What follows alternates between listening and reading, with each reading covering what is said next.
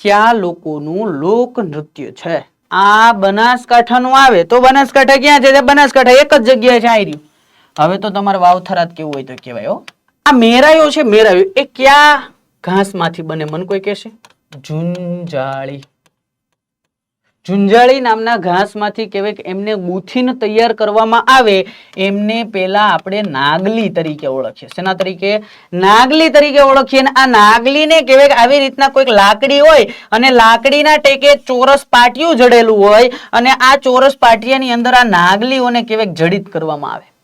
વિશેષતાની અંદર અહીંયા પશુ પક્ષી ફૂલ ફળ આવી બધી વસ્તુઓ પણ ટીંગાડવામાં આવે. અને જે તૈયાર થાય ને એ વસ્તુને આપણે મેરાયો કહીએ.